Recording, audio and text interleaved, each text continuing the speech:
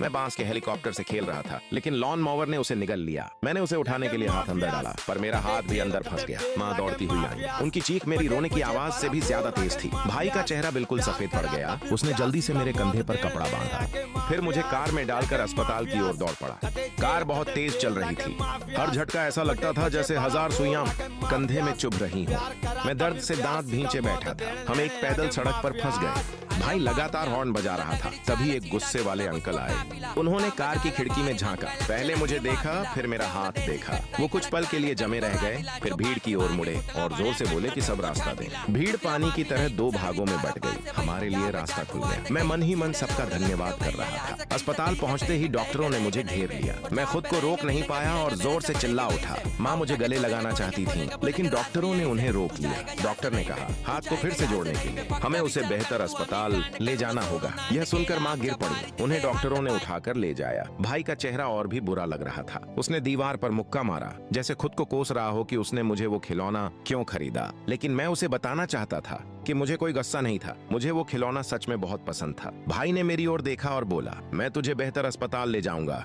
जब हम एयरपोर्ट पहुंचे तो बोर्डिंग गेट पहले ही बंद हो चुका था। स्टाफ ने बस कपड़ा उठाकर मेरा हाथ देखा, फौरन विमान को देरी करने की सूचना दी। सभी नियम तोड़ दिए गए, यहाँ तक कि यात्री खुद अपनी सीट छोड़ने लगे ताकि मैं उड़ान में सवार हो सकूं। विमान आसमान में ऊंचा उड़ रहा था। मेरा कंधा फिर से बहने लगा। मुझे बहुत नींद आ रही थी, पर मुझे डॉक्टर की बात याद थी, सोना मत। भाई लगातार मुझे झकझोर रहा था। उसके हाथ बर्फ जैसे ठंडे थे। वो कह रहा था, मत सोना, पर मेरी पलकें भारी हो रही थीं। अंधेरा ऐसे उठ रहा था जैसे कोई लहर मुझे डुबोने वाली हो। तभी मैंने गिटार की आवाज सुनी। एक लड़की खड़ी होकर गाने लगी, फिर और लोग भी गाने लगे। एयर होस्टेस ने मेरा बायां हाथ पकड़ा।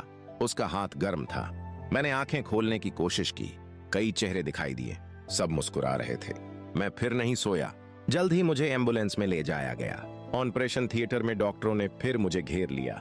उन्होंने मेरे चेहरे पर मास्क रखा। दृष्टि धुंधली होने लगी।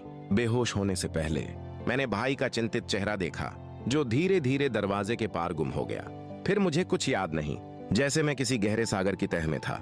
जब होश आया, सुबह हो चुकी थी। सूरज की किरणें मेरे चेहरे पर पड़ रही थीं। मैंने अपना बायां हाथ उठाया, दायां हाथ छूने की कोशिश की। वो वापस था। मैं उसे महसूस कर सकता था। दर्द था, पर गर्माहट भी थी। माँ दरवाजा खोलकर अंदर आई, मुझे गले से लगा लिया और तब मैं फूट फूट कर रो पड़ा। पर मैंने उन्हें दोष नहीं दिया। मैं सिर्फ उन सब का शुक्रिया कहना चाहता था जिन्होंने मदद की, क्योंकि उन्हीं की वजह से मेरी जिंदगी बच गई।